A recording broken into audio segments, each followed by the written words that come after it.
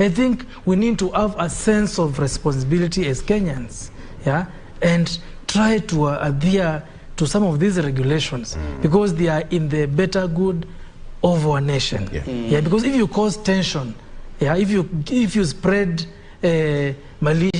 unverified information, because in some areas a blogger will say so and so has won, but in the real sense the other candidate has won. Which we actually saw all the way from Tuesday. Yes, right.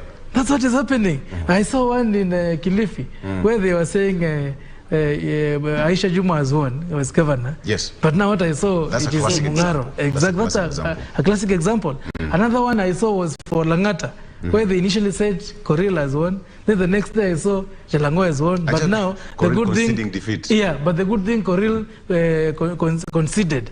So I think this social media, if not properly addressed, they may bring an issue.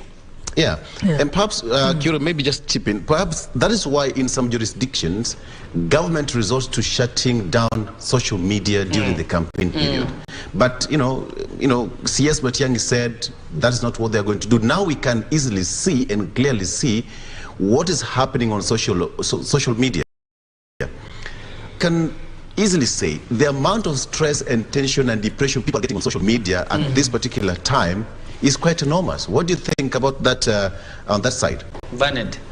Yeah, I think we can take a case in Uganda last election. They shut down all social media. Like you could not go to the internet unless you use a VPN.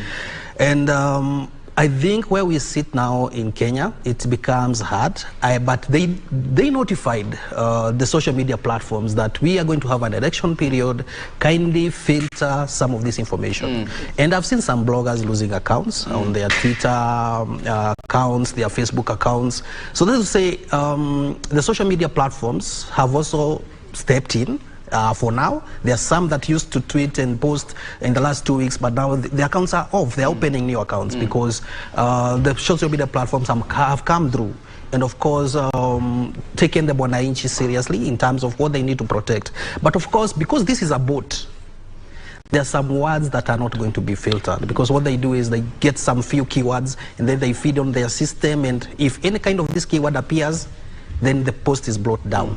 But also even us ourselves, we have the mandate also to control. I'm sure for Facebook, if you shake your phone on Facebook, you have a chance to report. I don't know if people know that you can shake your phone when you're on Facebook, then you'll be given a pop-up where you can report a post that you feel it's misinformation or rather it's not sharing the right and credible kind of information. Yeah, so I think we are heading there.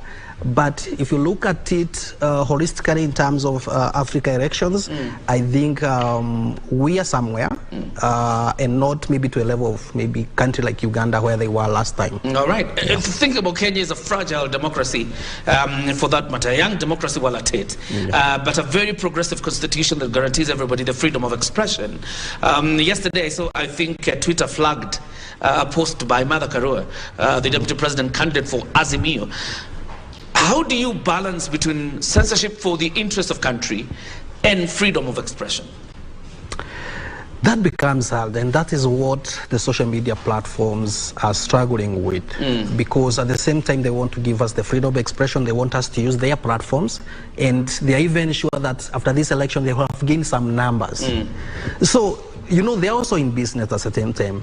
Whereas on this other end, we want to give the freedom of expression and have people talk and have people share ideas and maybe what they can do in terms of election, how they can handle themselves and who to support and who not to support. So I think hand in hand, there are some unmanageable scenarios. But as I said, the social media platform, they already have the names of who is vying. And I'm sure for them they are being monitored by a human being and not a bot. So that's the reason maybe why Martha Karua post was brought down or was flagged down, because there's someone behind the scenes who are watching all their content, all those guys who are vying. Of course on the higher positions. Yeah. When it comes to social media and relaying of information, like you've said, social media can also be a source of information. But there's a question of who should we trust then? That this one comes with credible information. The other one is just a rumor monger. Yes, so I think it's a personal choice and personal decision on who you support, because I know even you individually, you know the sources that you rely on to and the sources that are true and they are not biased in any way, because we even have TV stations that are biased. Right now, we have radio stations which we know they are pushing a certain agenda.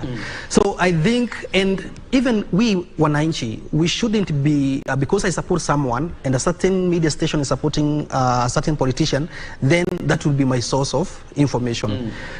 The government, or rather IBC itself, has said we are the only one who are sharing the right and credible information, and all the other media houses are relying on their information. It's only that maybe the time and period and where they are starting from differs.